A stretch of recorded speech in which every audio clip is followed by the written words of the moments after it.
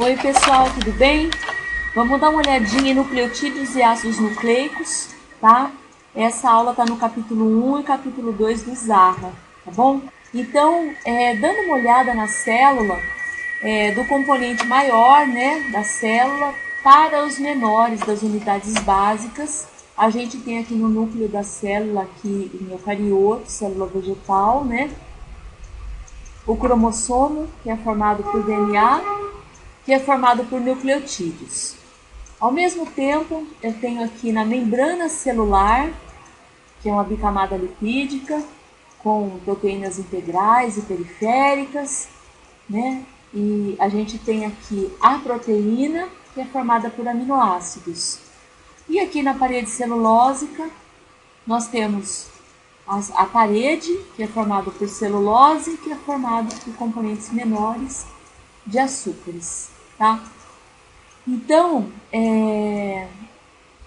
tudo, na verdade, acaba vindo, né, dessa matriz, dessas informações que regulam toda a expressão das células. Sejam elas vegetais, animais, eucariotas, procariotas, né? O cerne está aqui, né? No nosso DNA, é o que a gente vai ver um pouquinho mais hoje. Se a gente for perceber numa E. coli, por exemplo, que é um organismo unicelular, muito simples, se a gente for ver, por exemplo, em E. coli, que é um organismo unicelular muito simples, ele tem lá uma certa porcentagem de cada substância e a água é a que está mais presente, assim como em nosso organismo também. 15% dele é formado por proteínas, né? A gente tem um pouquinho de DNA e RNA, um pouco mais, né? São quantidades assim insignificantes, né, em relação à quantidade de água e proteína, mas se a gente for olhar que a gente tem uma enorme diversidade de proteínas, olha, isso realmente é significativo. Então, se a gente for olhar tudo o que tem de componente, a gente vai ver o que tem mais é proteína e RNA. Quer dizer, é tudo que está sendo expresso. Então, é uma infinidade de proteínas, uma infinidade de RNAs que vem de uma matriz única de algo que é tão simples, né, que é o DNA. É bem interessante a gente ter essa visão, tá? E se for olhar, né, o bacteriófago T4, ele tem no seu genoma, né, uma determinada quantidade de DNA. A E. coli, ela tem muito mais DNA do que o bacteriófago T4, tá? É uma única molécula circular, né? Mas olha como ela é grande.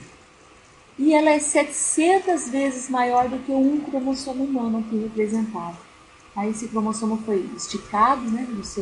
Só está o arcabouço aqui, as alças para todo lado. Ele foi absolutamente esticado, né? E ele chega a 1,7 metros por célula.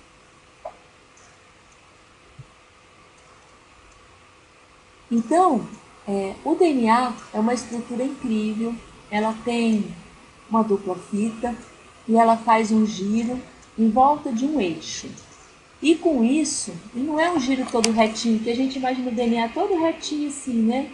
Fazendo as voltinhas, né? Não é assim. Na verdade, ele faz um giro que ele vai para um lado, para o outro, para um lado, para o outro, de modo que se forma o sulco maior e o sulco menor. Então, aqui nós temos aqui sulco menor, o sulco maior, sulco menor, sulco maior, sulco menor, tá? E para que serve esse sulco maior? Ele serve para que os fatores de transcrição com afinidade nessas regiões aqui se coloquem para fazer a expressão dos genes, tá? E aqui a gente então tem o paralelo aqui, né? O DNA, né? Esse DNA pode formar a cromatina, e que condensado pode formar o cromossomo, e o conjunto de cromossomos forma um genoma, tá? Aqui então tem o DNA, o esquema, um cromossomo e aqui um genoma de uma bactéria, tá? Então todo o material genético dessa bactéria está aqui nesse genoma. E os mecanismos genéticos básicos das células são a replicação, a transcrição e a tradução. Então, a replicação é quando o DNA forma DNA, né? A transcrição é quando o DNA forma o RNA e quando o RNA é traduzido, a gente tem o processo de tradução. Bom, em relação aos mecanismos básicos ainda, existe na biologia molecular o famoso dogma central da biologia molecular, tá? De maneira muito simples, o DNA é uma dupla fita, tá?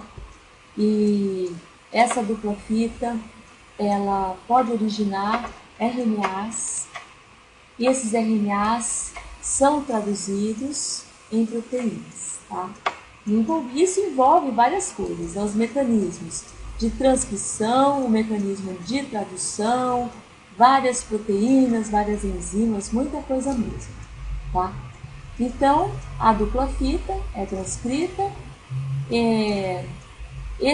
essa mensagem, esse RNA, né, ele é traduzido e essa tradução gera uma cadeia polipeptídica. E essa cadeia é gerada a partir da tradução de trincas desse código que o DNA mandou, né? Ou seja, o RNA é o código que é enviado, a mensagem, né, que o DNA mandou. Então, tem 3 moléculas de RNA envolvidas na tradução, tá?